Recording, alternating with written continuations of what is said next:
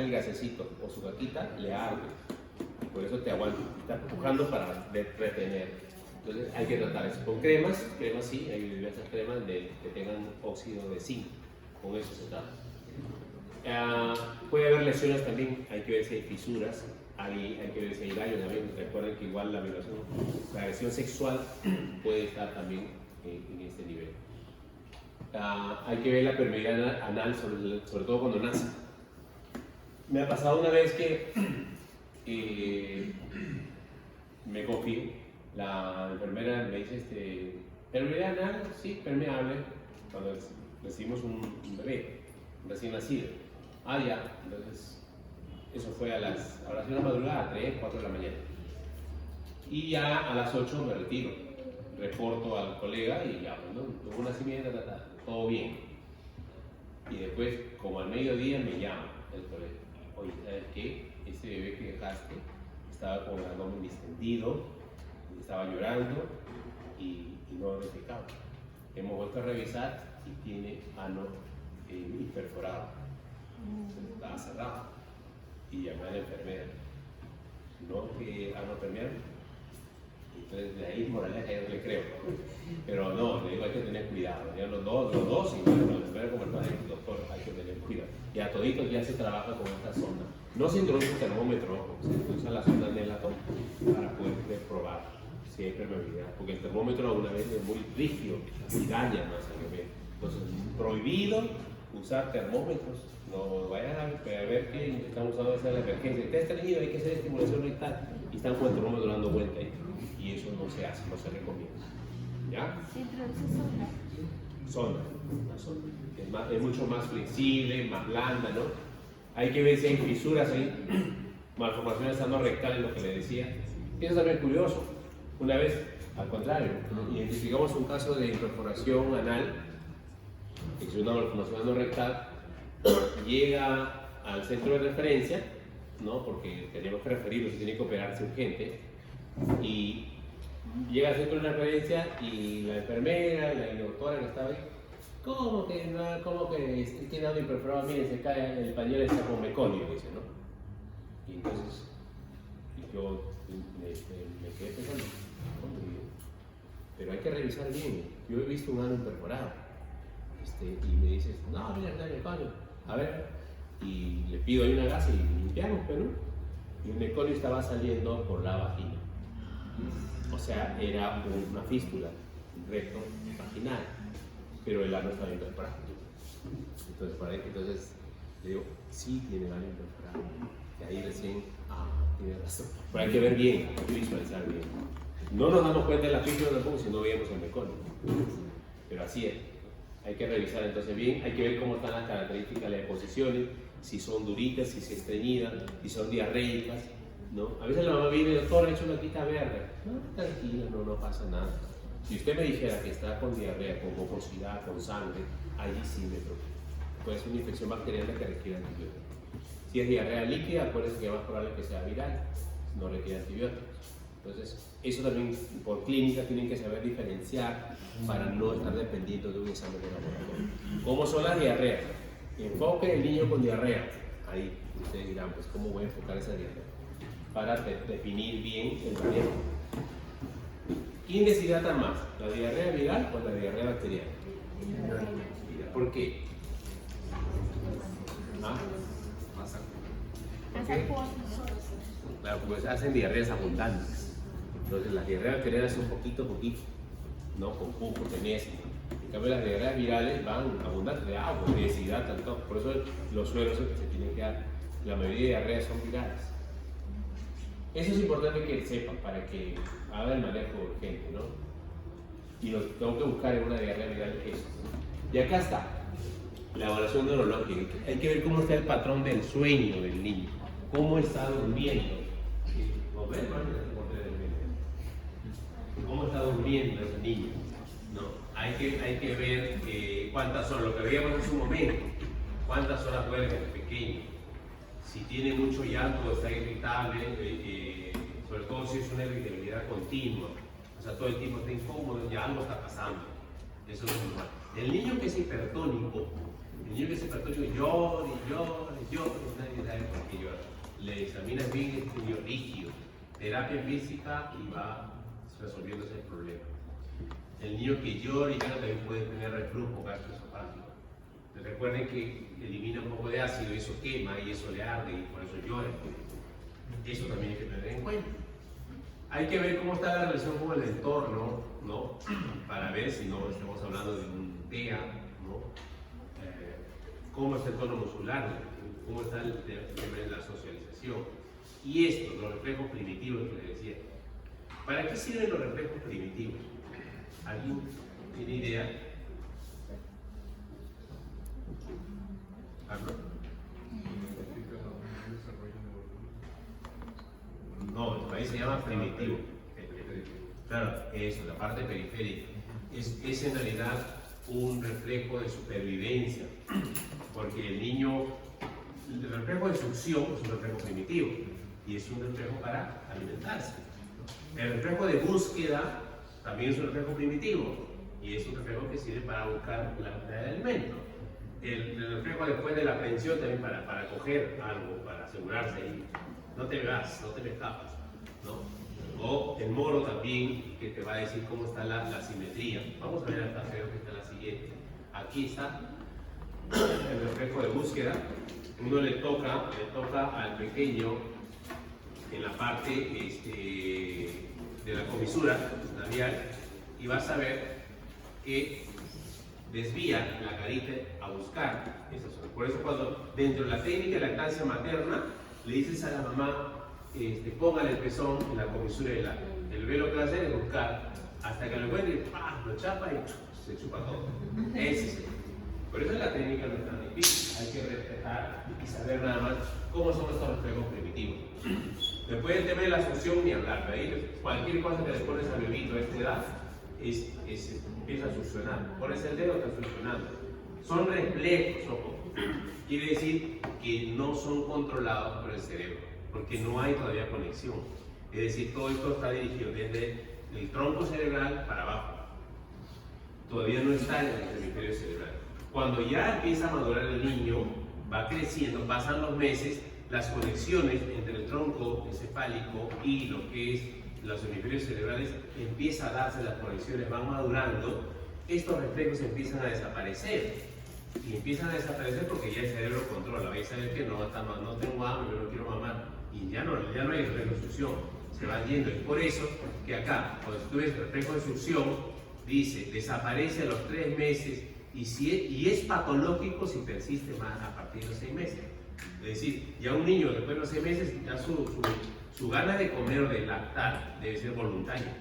Ya es controlado por los hemisferios cerebrales y no debería permanecer. Igual mira acá, la de búsqueda desaparece al mes de vida, el reflejo de Moro, que no conocemos cuando apertura los bracitos, desaparece a los 3 meses, normalmente. Bueno, en la marcha automática, ¿han visto ese niño? Cuando le ponen ahí, empiezan a caminar, parece la marcha del astronauta. Esto también debe desaparecer a partir de los 3 meses. Y es que este reflejo de Galán, cuando tú le pasas un dedito por la espalda, el niño levanta la cabecita, ¿no? Entonces esto debe desaparecer al 5.º mes. Entonces tienen su etapa de desaparición. ¿Por qué? Porque quiere decir que ya el cerebro ha logrado las conexiones con el tronco cerebral y logra controlar mejor estas respuestas. Ya no es tanto reflejo, sino ya todo es controlado. Pero si persiste más allá, sí hay que llamar la atención. Por si usted encuentra a un niño de 8 meses con reflejo de succión, entonces algo está mal aquí. No ha madurado la conexión con los hemisferios cerebrales y tenemos que mandar a una interconsulta con el neurólogo. Y ahora, así son varios reflejos a los que tiene el reflejo, la flexión palmar, flexión plantar también, el reflejo acústico facial, que es cuando el bebé escucha un ruido y parpadea sus ojitos, ¿no? Y acá está, el reflejo para caídas, está acá, ¿no? Le ponen en esta posición, el niño hace eso que están viendo acá. Y después en la parte suprapúbica también, cuando uno le hace una presión leve a nivel del pubis, ¿no? Ocurre que extiende la piernita, extiende todo el talón, como está acá. Es un reflejo también que poco a poco se va a ir, para ir botando aquello que nos molesta. Bueno, acá no creo que nos permita, pero ya no. los voy a enviar igual para que revisen ahí algunas pruebas de cómo se hace en los videos para que ustedes lo vean. Están en lo que les estoy dejando grabado. ¿Ya? Y miren, acá seguimos evaluando factores de riesgo, pero básicamente para la evaluación, para la función visual. ¿En quiénes yo tengo que tomar en cuenta que puede haber alteraciones visuales? ¿En quiénes? En aquellos que nacieron prematuros, sobre todo aquellos que pesaban menos de 1500 gramos, aquellos que tuvieron hipoxia al nacer o que tuvieron sufrimiento fetal agudo, los niños con síndrome de Down u otras como cromosopatías, aquellos que tienen alguna anomalía congénita neurológicas, los que tuvieron retardo de crecimiento intrauterino o bajo peso al nacimiento, los que tuvieron alguna historia familiar de retinoblastoma, catarata, glaucoma congénito, los que han tenido traumas craneofaciales, ¿no? Quizás se cayó, quizás hubo un parto traumático, o si hay familiares con ametropías altas o en los padres o hermanos, ¿no? Sobre todo. O un familiar cercano con ceguera o visión subnormal no traumática. Entonces, en estos pacientes se considera todo esto como factor de riesgo y que requieren un seguimiento de la función visual un poco más detallada, más exigida. Miren acá la evaluación de la función oftálmica. La inspección ocular va relacionado a buscar cualquier alteración anatómica o morfológica del ojo y sus anexos. Lo que hemos visto en su momento, si hay una alteración de repente de la misma pupila, a nivel de la pupila, del iris, a nivel de la córnea, a nivel de repente de los movimientos oculares, la búsqueda de estrabismo, eso es la parte de inspección, y que se debe realizar desde recién nacidos hasta los 5 años por lo menos. El reflejo de parpadeo, cuando hay una ausencia, puede haber una deficiencia visual severa, porque si uno le acerca, ustedes acérquense algo al ojo, lo primero que van a hacer es cerrar los párpados, ¿no? Y si no hay eso, puede estar asociado a que no ve, pues, no visualiza. Entonces, fácilmente un niño a partir de los 2 meses, 3 meses, ya debo empezar a hacerle esa búsqueda de ese reflejo. Y si no se da, preocupémonos. Igual el reflejo pupilar también está relacionado con una pobre respuesta a la luz. Ahí usas tu linterna, ¿no? Y vas a comparar entre uno y otro. Porque normalmente cuando uno le pone la luz, ¿qué hace la pupila? ¿Se abre o se cierra? Se cierra, se estrecha. Pero hay que ver los dos lados, hay que comparar cuánto estrecha. Si de repente estamos ante un caso de asimetría, hay que ver también qué está pasando. ¿Por qué no hay tanto reflejo en uno o en uno más que el otro? Y el estudio del test de Brugner a través del reflejo rojo binocular. Entonces, ahorita vamos a hacer un ejemplo, si hay ausencia, disminución o hay asimetría. Igual, hasta los 5 años, el seguimiento, lo que les decía a ustedes, cuando le dan un objeto de colores, sigue o no con la mirada, para ver si hay asimetría en el seguimiento o no. Y si está realizándose, también nos va a medir si es que realmente ve el pequeño. A partir de los 3 meses ya puedes trabajarlo mejor. Y la fijación monocular, ¿no? Cuando hay ausencia de fijación o rechazo al taparse el ojo sano. O sea, le tapas el ojo que está sano y sin embargo con el otro ojo no ve, entonces quiere decir que hay un ojo que no está funcionando bien. Se debe hacer la evaluación oftálmica de este tipo a los 6 meses, 12 meses, 36 meses para evaluar si hay algún problema. Acá está la prueba de Brugner, utilizamos el pantoscopio, esta lucecita que emite. Este es parte del otoscopio. Miren acá, lo normal es que cuando uno refleja la luz aquí al centro, se va a reflejar simétricamente los dos con color rojito. Con ese tipo de luz debe ser así. Pero miren acá sale rojo y acá no. Entonces hay ausencia de reflejo. O de repente hay un reflejo diferente, no es el ojo oscuro, no es que no haya reflejo, sino que acá se refleja una imagen diferente a este, un color que puede estar asociado a un retinoblastoma, por ejemplo, ¿no? Entonces, normalmente los reflejos, como les decía, deben ser iguales en el test de Brugner, ¿no? Y si yo encuentro reflejos diferentes, tengo que descartar que está bien, que hay anisometropía, anisocoria, alteraciones del fondo de ojo, quizá alguna tumoración por allí, o si hay opacidad, de repente una catarata congénita, también hay que buscar ahí. Eso es lo que nos permite este test, que no es nada difícil, sino que lo podemos hacer sí, así es que tienen esa oportunidad. Aquí está, por ejemplo, en una catarata, miren cómo se ve esta imagen. retinoblastoma también, es algo parecido, pero son colores distintos si ven ustedes. Eso es lo que tenemos que estar. En cuanto a la función auditiva, igual, en qué niños yo tengo, o qué factores de riesgo pueden tener un paciente para pensar que puede tener alguna complicación auditiva? Pacientes que han estado en UCI neonatal más de 5 días, los que han tenido infecciones neonatales como tos, ¿no? Una MEC de repente, alteraciones craneofaciales, ¿no? Sobre todo en la región temporal que tiene que ver con la función auditiva, un niño con bajo peso, menos de 2 kilos, prematuro, la hiperbilirubinemia que fue alta, que ha requerido de salir otra función, son niños de alto riesgo que tenemos que hacer seguimiento. El niño con historia familiar de hipoacusia, si de pequeño le han tenido que dar antibióticos por mucho tiempo, tipo furosemida, gentamicina, bueno, furosemida es un diurético. Si ha estado solamente en ventilador mecánico más de 10 días, estuvo con distrés respiratorio, fractura de hueso temporal, ha recibido quimioterapia. En estos niños, estos son los factores de riesgo para poder hacer seguimiento auditivo, ¿no? Hay factores de riesgo también para que tengan hipoacusia en preescolares, los más grandes de los escolares. ¿En quién yo debo también pensar? En aquellos que tienen antecedentes familiares de hipoacusia. Cuando hay retraso severo del lenguaje, un niño que no te habla, 2 años, 3 años no te habla, de repente lo escucha y estamos pensando que solo requiere estimulación del lenguaje. Puede haber antecedentes de meningitis con daño a nivel temporal que puede desencadenar también eso. Aquellos que han tenido fractura de hueso, uso de ototóxicos.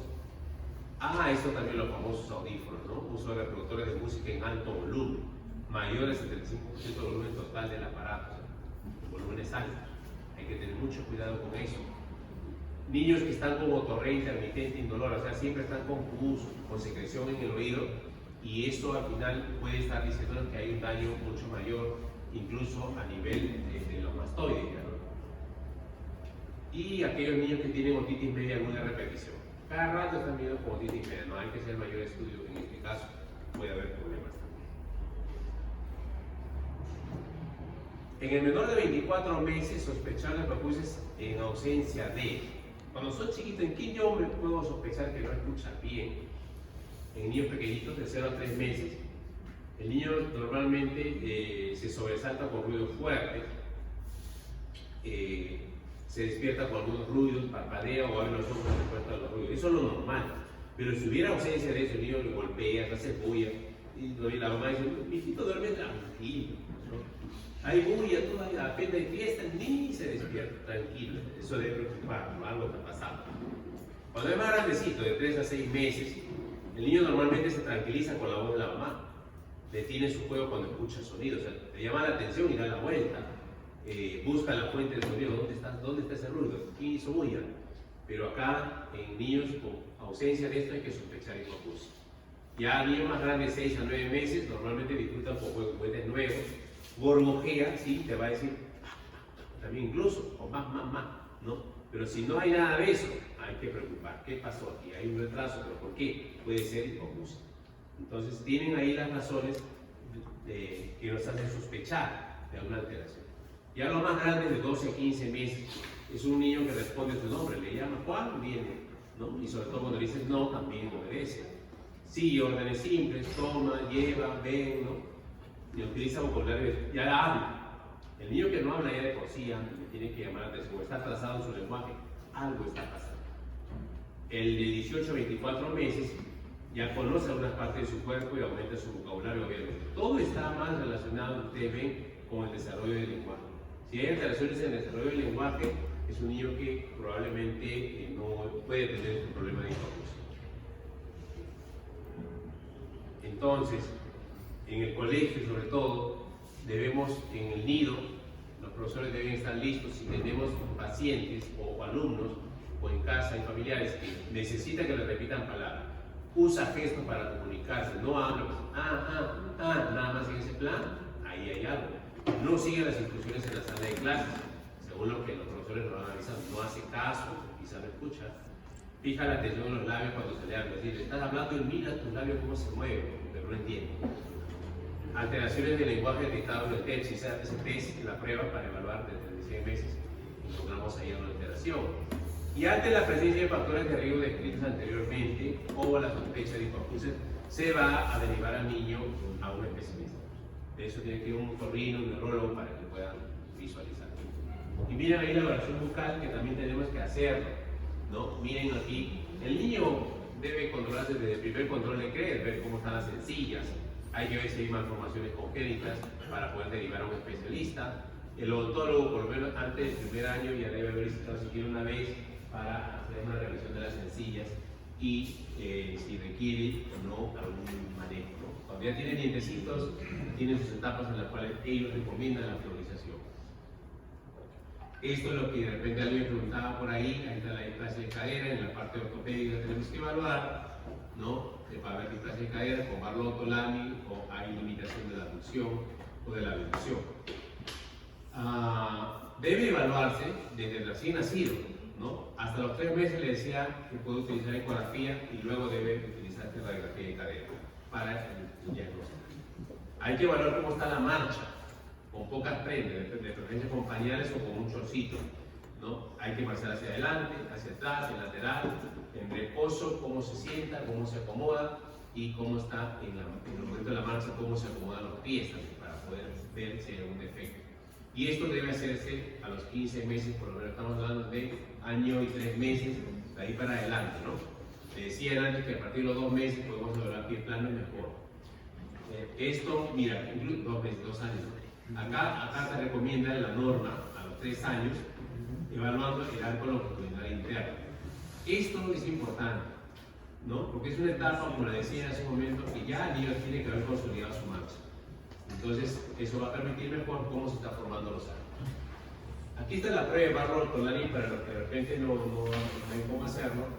Barlow, la maniobra de Barlow implica coger de la rodilla y empujas el fémur hacia la parte de caída, ¿no? O sea, la parte de las nalgas. Entonces, vamos a presionar y si sale de su articulación va a haber un clic.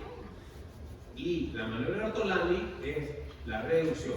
Si estuviera fuera de su lugar, esto al empujar con el dedo vas a sentir el clic de retorno. O sea, es una reducción de la luxación.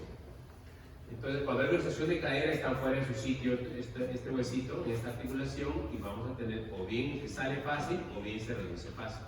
Y esa es la prueba de Barlow-Ortolani, que debe hacerse todos los recién nacidos.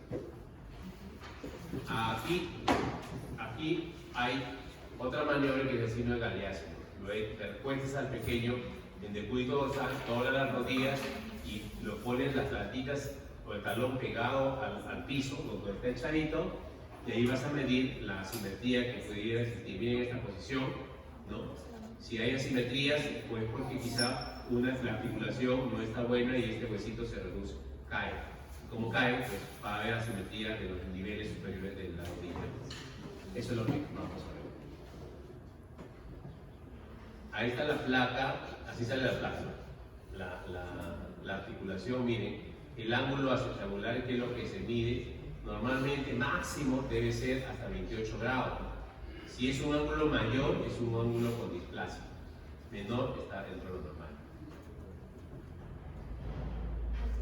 Ahí está la placa radiográfica, ven esto, ¿sí? Una cadera normal, ahí está. Cuando acá la regla dice, ¿no? Por radiografía, más de 25 grados, ¿no? Esto acá te está indicando que pudiera estar, estamos hablando de un cuadro con displasia, como un patrón que tienen los radiólogos. Y acá es otra forma de evaluar cuando no tengo una escuadra, no tengo cómo medir el ángulo ya. Mira acá, esta curva, ¿ven la curva acá? Normalmente debe estar casi coincidente. Si tú prolongas esto, va a llegar acá, ¿no? Pero acá miren, siguen acá, traza esto, traza esa curva y no logra. Cae por encima y este cae para abajo. ¿No? Muy asimétrico. Esa asimetría que tiene la línea de Shenton también nos puede sugerir que estamos hablando de una displasia de cadera. Ahí está la forma de evaluar los pies planos, ¿no? Cuando normalmente debe formarse el arco, ¿no? Sin embargo, acá, miren acá, no hay ni arco, todo está erito. Entonces, quizá por la pisada está muy hacia adentro. Y hay diferentes grados. El primer grado, cuando está un poquito, Ya en segundo grado prácticamente se ve por dentro más, pero igual se está llenando. Ya tercero y cuarto grado no se ve nada, y acá con una sobresaliente todavía. Y eso es por mala postura de los pies en la pisada. Ahí está el pie valgo también cuando se le mete hacia adentro, eso es bastante común, ¿eh? Hay que ver, sobre todo en los gorditos, hay que revisar eso, ¿no? Aquí el pie equino, barro, algunos bebitos nacen así, eso requiere a veces ya una intervención del traumatólogo, tiene que a veces enyesar para poder amoldar hasta que vaya creciendo. A veces requiere una intervención más quirúrgica también. Acá los diferentes tipos de pies que no son frecuentes, pero hay que tener en cuenta para nuestra evaluación. Por eso cuando vean un bebito recién nacido, miren también los piecitos, no se olviden de esta parte. En la vista posterior, miren siempre el tendón de Aquiles, cómo está, ¿no? Miren acá, en este caso, cómo se va desviando para acá, para la parte interna y esta para la parte externa. Entonces, diríjanse, normalmente debería ir casi recto, ¿no? Casi derechito. Pero cuando no es así, hay que ver que hay una mala pisada. Recuerden que una mala pisada va a determinar a la larga dolores de rodillas, dolores de tobillo, dolores de cadera, dolores de la columna, porque todo eso va generando ciertas asimetrías. El luz valgo en la rodilla, el problema de rodilla cuando está rotado hacia adentro, y ahí le da el problema en los piecitos. A veces vemos los piecitos chuequitos y decimos, no, el problema es de pies, no, pero el problema no está en los pies, está en la rodilla, que ha rotado. Tenemos que trabajar sobre ese punto. Mira acá esa simetría tremenda, ¿no? Muy notoria. Y mientras seguimos haciendo nuestras evaluaciones, hay que evaluar enfermedades también. Enfermedades respiratorias, diarreicas. Hay que hacer un examen físico de acuerdo al cuadro clínico que tenga. Hay que evaluar esto en cada control. Siempre que viene el control de CRE hay que chequearlo. Hay que hacer el test de hemoglobina, se recomienda a partir de los 6 meses, al año, 18 meses. Y a partir de los 24 meses, una vez al año, por lo menos hacer un control de hemoglobina para detectarte de anemia.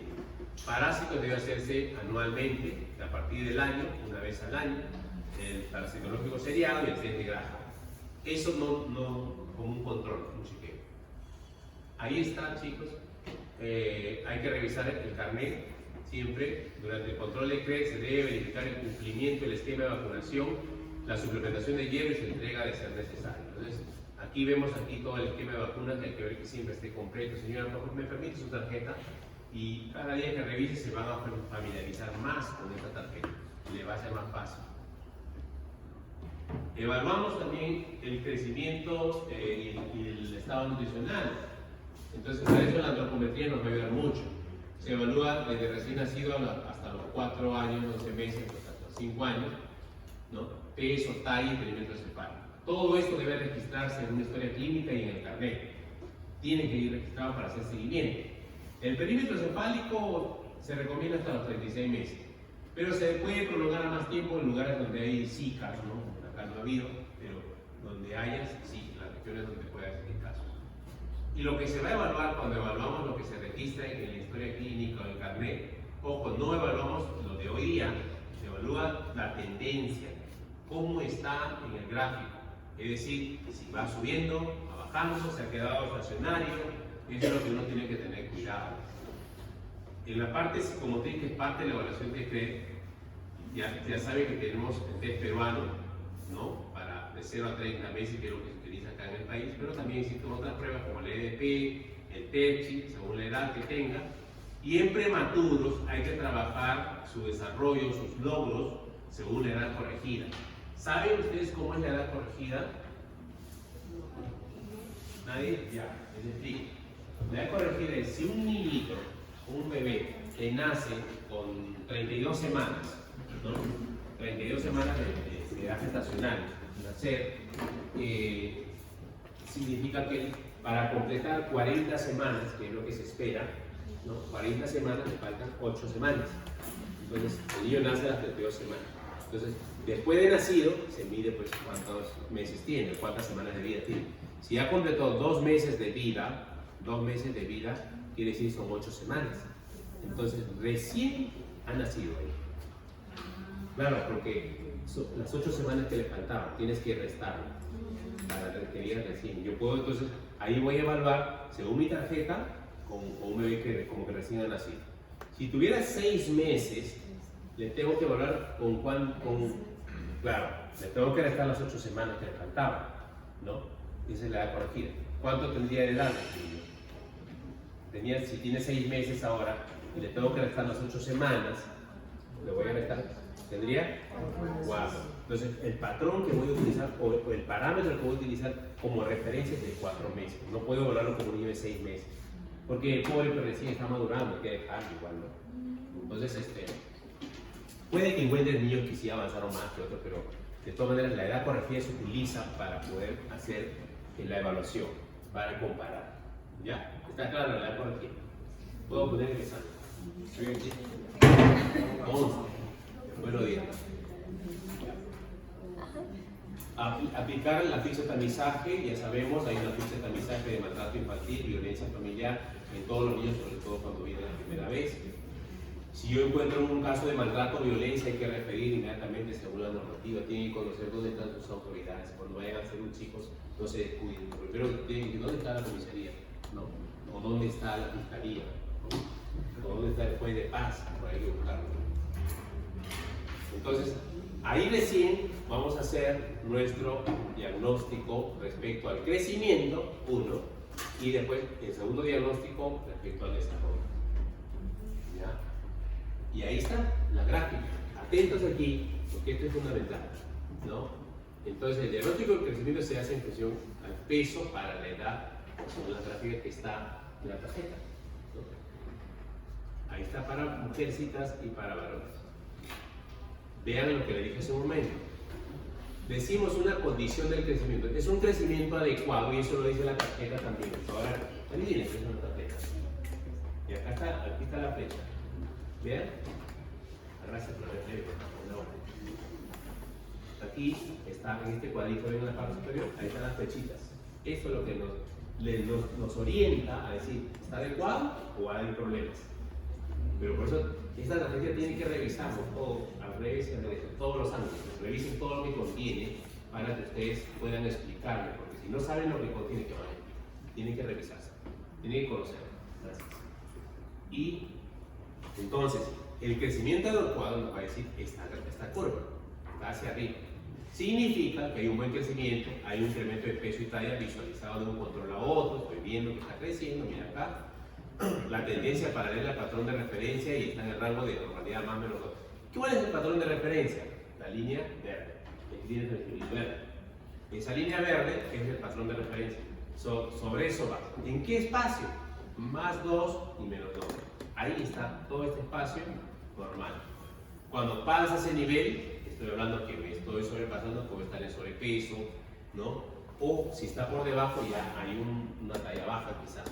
Pero ahí no dice todavía que es enano, pero es talla baja simplemente. Ya, pero vamos a ver, ¿no? Entonces, eso, cuando nosotros encontremos este tipo de curvas en la mamá, ¿qué tenemos que hacer?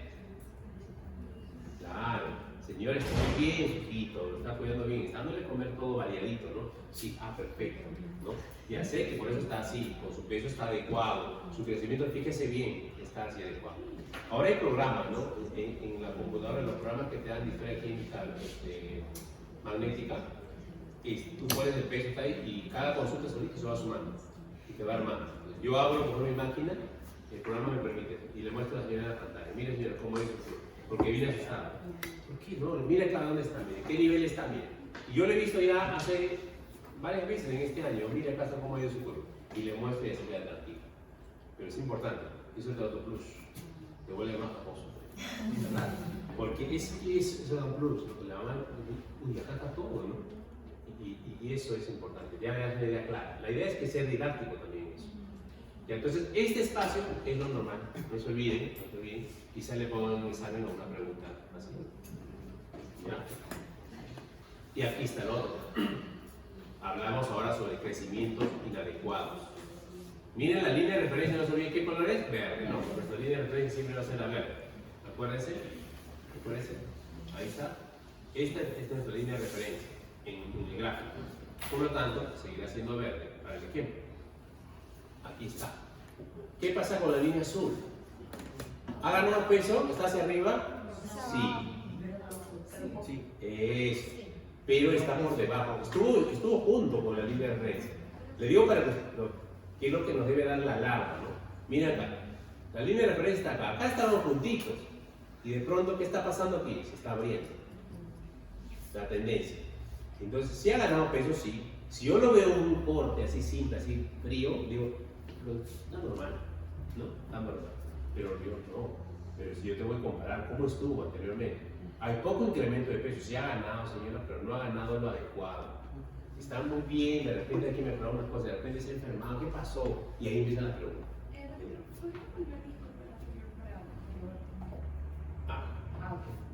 ¿Ya? Muy bien. Entonces, ya está perdiendo esa tendencia y la tendencia no es paralela. Podría estar por debajo, sí, pero si siempre estuvo por debajo, yo me tranquilizo. Pero en este caso no estuvieron por debajo, estuvo junto. Se está separando, ¿no? Entonces, ahí está, aún dentro de valores de repente más o menos 2 desviaciones estándar, pero sin embargo, la ganancia no ha sido buena. Luego, tengo otra condición, ¿no? Miren el niño. Eso es su línea de referencia, ¿no? ¿Y acá qué pasa con esta línea? ¿Cómo se quedó? Quiere decir que hay un incremento, no ganó peso. Tanto en peso o talla puede ser lo mismo, ¿no? La talla no va a bajar, salvo que la hayan medido mal, ni que se va a encoger. Peso sí. Entonces la tendencia no está paralela. Lo ideal entonces, lo que queremos es que sea paralela, arriba o abajo, pero tiene que estar paralela a esta línea de referencia. Entonces los valores están aún, puede estar en más o menos 2 divisiones estándar, es decir, puede estar aquí, en este rango, pero si está horizontal, ya me estoy preocupando. ¿Sí? En peso, mira acá, peor de acá. ¿Qué pasó con esto? Se fue para abajo. Se fue para abajo, sí, hay pérdida de peso. Y hay una tendencia definitivamente no paralela al patrón de referencia y los valores todavía están ahí, en más o menos 2 divisiones, pero sí va. Ahora lo contrario puede pasar. Puede pasar que baje demasiado. Acá ya se disparó para arriba, ya no disparó para abajo. Entonces, ¿qué pasa aquí? Ha ganado mucho. Señora, ¿qué pasó? ¿No? Ya muchas felicitaciones. ¿No? Ya no lo voy a felicitar, pero ya exageramos. Hay que darle menos, quizás revisar. De repente le están dando muchas harinas, ¿no? O de repente está que come más rápido. Hay niños que son así, ¿no? Ansiosos, y todo lo que ven come, ¿no? Entonces, ahí es donde empezamos a trabajar. Yo hago una forma de enseñar a la mamá y es práctico para mí, ¿no? El niño ya cuando empieza a comer debe tener horarios. Si no tenemos horarios, come a cualquier hora y eso ¿qué significa? Desorden. Significa mal hábito. Y el niño desordenado de chiquito va a ser desordenado de grande. Y por eso es que cuando yo a un amigo que me dijo, también decía, que hoy la nación, hay que darle lactar con horarios, ¿no? Dale su tiempo. Esa libre demanda, es cierto, pero trata de entiende que si tu niño lacta, se llena, si está bien llenito, el bebé te va a lactar a la hora y media, 2 horas, tal vez un poquito más, pero siempre va a tener un espacio ya definido. Pero si no te ha lactado, puede estar 2 horas pegado en la teta. Pero si te ha lactado, ha sacado poca leche, a los 15 minutos no va a estar haciendo. Y así se va a acostumbrar. Por lo tanto, la técnica de lactancia tiene que ser. Entonces, cuando tú lo ordenas, ese chiquito se acostumbra a lactar, a comer a sus horas. Por ahí viene la disciplina, el buen hábito. Entonces, cuando come el pequeño, cuando ya está en la alimentación complementaria, ya dices así: desayuno, media mañana, almuerzo, media tarde y cena. Fuera de aquí, leche. ¿Qué significa este espacio? Descansar 2 a 3 horas de descanso. Señora, ¿está claro? ¿Sí me entendió? A ver cómo es. Y lo hace mejor. No se olvide un buen desayuno. Pero ¿a qué hora empieza? Es importante a qué hora empiece, porque si usted empieza a las 11 de la mañana, va a terminar a las 12 de la noche. Tiene que empezar a las 7 de la mañana, por lo menos. A más tardar. 9 de la mañana, o 9 y media, digamos 12 o 12 y media, 3 y media, 4 de la tarde, 6 y media, 7 por ahí. Ahí está temprano. Entonces pueden trabajar con eso para que la mamá te entienda, eso te facilita las cosas. Y ahí ya va entendiendo mejor. ¿Ya? Entonces, acá vemos, ¿qué hacemos entonces en este caso? Encontramos estos crecimientos inadecuados, son señales de alerta, ojo, que tienen que ver, hay que buscar cuál es la causa, por qué está creciendo así, y hay que establecer medidas y acuerdos de manera conjunta. Ahí. Y miren acá, la cita va de 7 a 15 días, no le puede dar mucho tiempo. No venga de aquí al siguiente mes, señora. No, acá no, 3 meses le toca, ya 3 meses, venga, no, hay mucho tiempo, le va a llegar más flaco o más gordísimo, ¿no? Si es necesario, dependiendo de cómo esté, hay que repetir, dependiendo del estado. Allí está esta curva de peso para la edad, ¿no?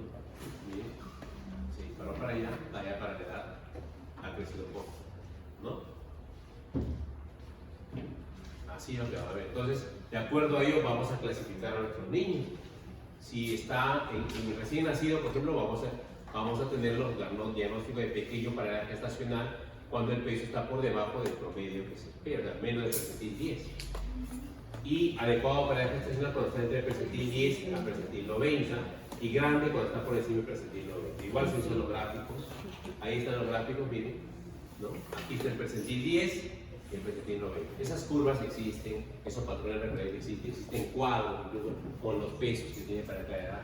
Por eso cuando vayamos al neonato, ojalá que puedan entrar, incluso hay un parto para que ayuden a sacar cómo sacar la gestacional, cómo hacemos el tema del cálculo, si está adecuado o no para la edad que tiene.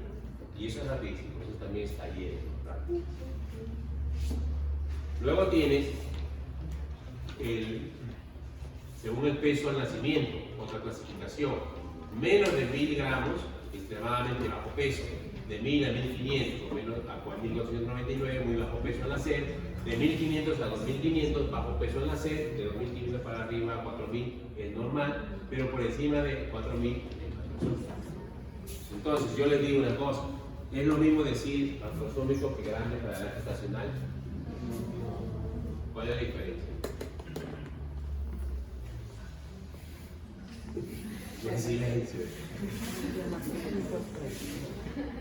La definición. En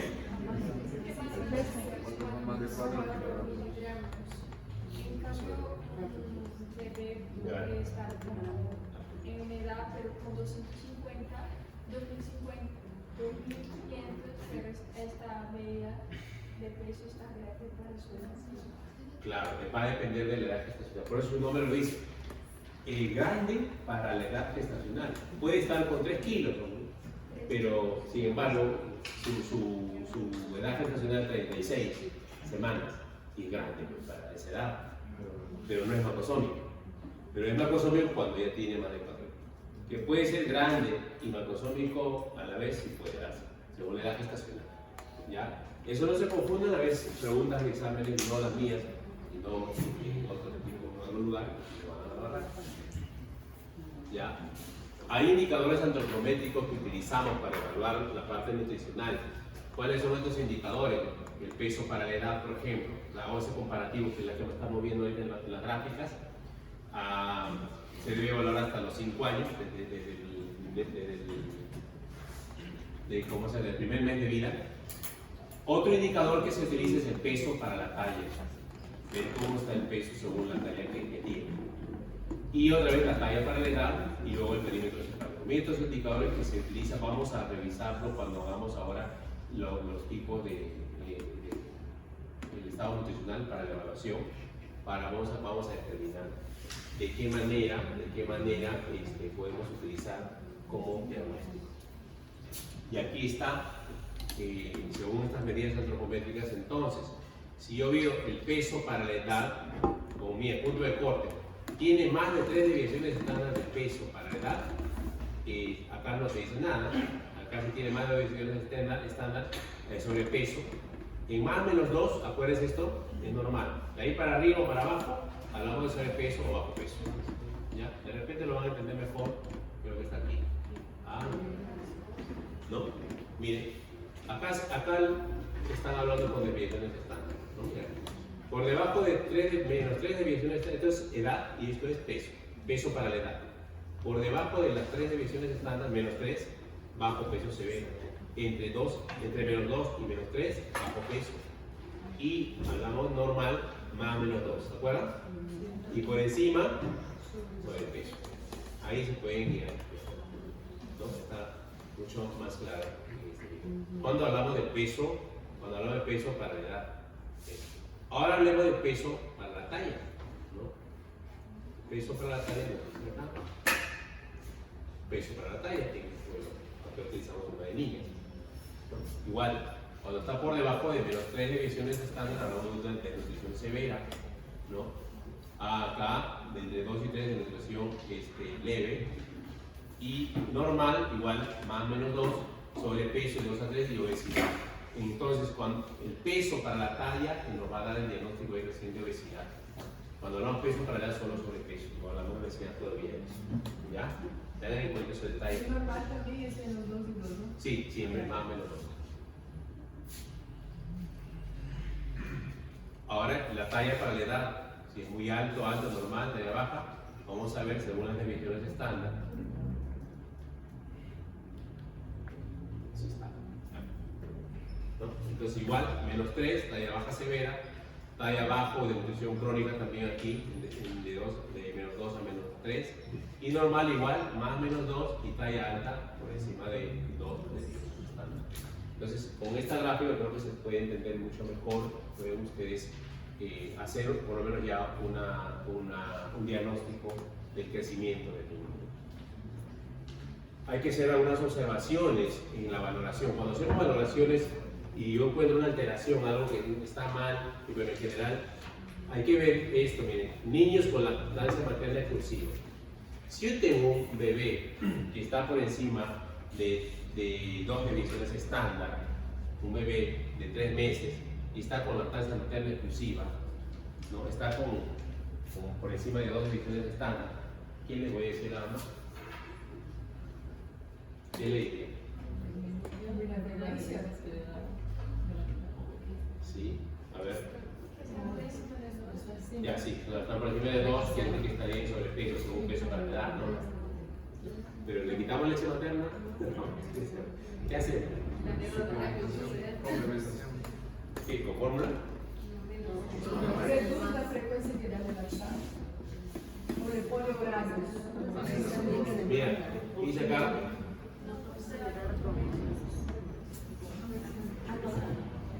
Entonces, claro, es un bebé sano. Recuerde que la lactancia materna es un factor de protección contra la obesidad y en el tiempo, y está por la lactancia materna. Un pobrecito, yo le voy a quitar la leche, voy a bajar la frecuencia. Entonces, no, déjale normal que siga con la lactancia materna exclusiva. No tengan miedo, no va a pasar nada porque ese niño queda gordísimo. Yo he visto niños hasta de 15 kilos con, si no me equivoco, tenía 6 meses ya. O sea, yo dije, ahora lo he visto tiene, yo lo he visto ya después a los 12 años, ¿no? Flaco. A ver, ¿por qué? Porque al final era solo leche materna. Entonces, no hay que asustarse con eso, ¿ya? Entonces, aquí seguimos con la lactancia materna. Niños con lactancia materna exclusiva crecen más rápidamente, sobre todo en el primer trimestre, se disparan. Doctor, entonces cuando acabe esta lactancia materna exclusiva es donde iniciamos a utilizar los parámetros. Ahí empieza a regular, sí, la alimentación complementaria. Ahí sí hay que regular, igual le damos variado y todo, pero ya si estamos exagerando en algo, ahí sí debemos controlarlo. Antes de los 6 meses no. ¿Cuánto se puede parar de la leche exclusiva? ¿Con cuánto? ¿Cuántos meses puede empezar la pajilla? 6 A 6 meses. 6 meses, sí. Ojo, aquí otro mensaje. El aplanamiento de la curva no debe motivar a dar suplementos o desesperarlo en darle fórmula. Y eso pasa a veces.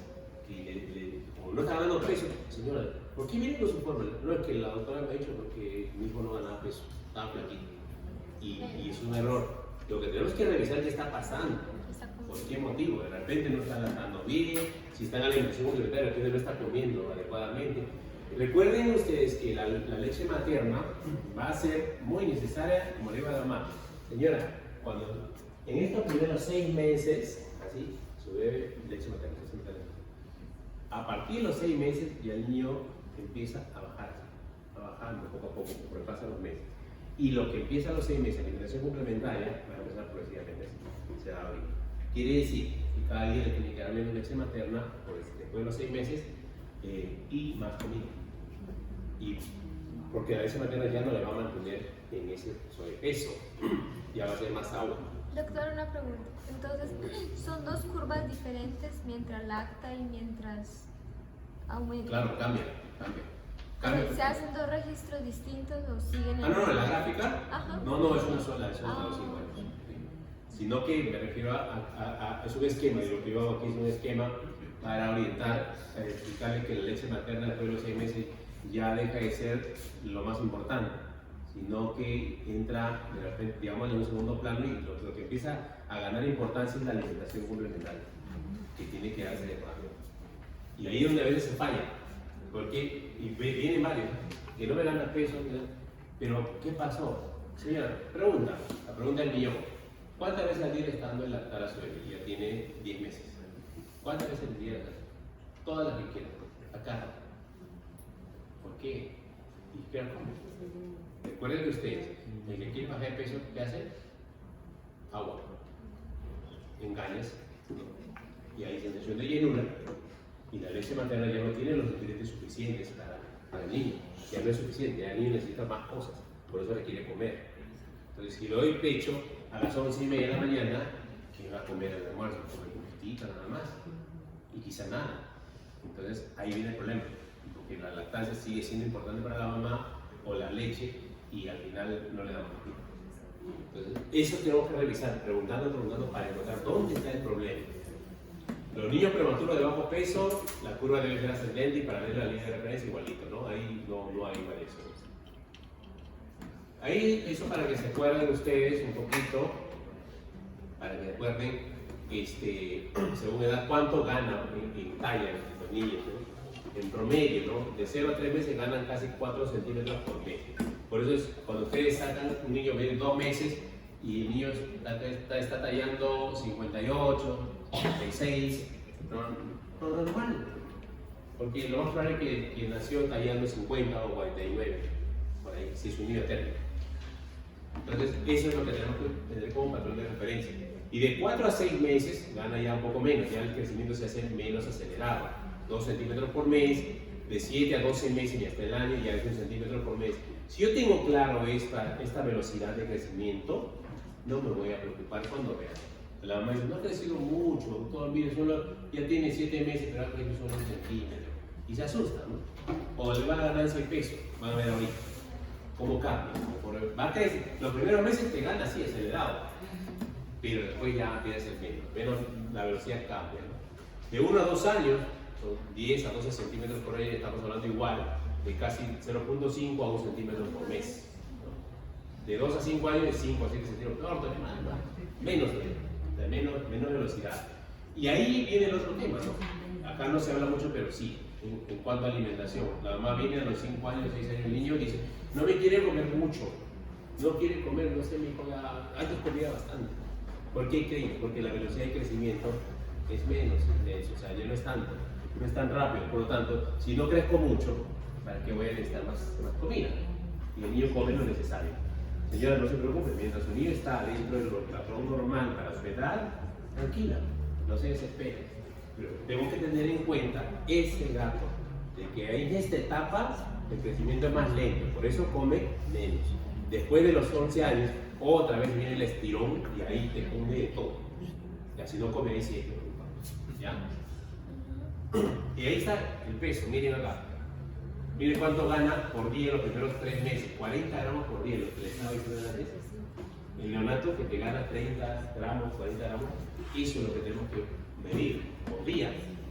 Al mes, 1 kilo a 1,2 kilos. Pero esos son los primeros 3 meses. Y después ya es 30, ¿no? Gana 800, 900 por medio mes. De 7 a 12 meses, 25 y así va bajando, ¿no? A partir del año ya es 400 gramos, exageradamente medio kilo. Más bien, si nos gana mucho más de esto, ya nos preocupamos. Está comiendo mucha harina, mucha grasa, mucha golosina ahí por barrio, y ahí viene el problema. Ya igual. ¿Ya? Entonces, hay que tener en cuenta cómo desciende esta velocidad de ganancia de peso y también de talla. Eso es importante. Entonces, ya el tratamiento, ya esos son los diagnósticos que van a dar: si el niño está obeso, sobrepeso, ¿no? Si está eutrófico. Y las estrategias para el manejo definitivamente siempre es multidisciplinario. Yo sé que ustedes van a tener mucho ánimo de resolver los problemas, van a tener un montón, pero apóyense también, denle la manito, que también trabaja la psicóloga, que también trabaja la nutricionista, que trabaja en el servicio social, el odontólogo que da su chamba, porque si no, ellos están solos, están sacando la muerte. Ahí hay que trabajar. Hay que hacerlo de manera integral siempre, buscando de qué otra forma puedo intervenir. La visita domiciliaria siempre debe ser de todas maneras necesaria para ver el entorno, en qué condición está viviendo. Y ahí están las estrategias que se puede utilizar de seguimiento, que ya lo vimos ayer también, las citas, las visitas domiciliarias, ¿no?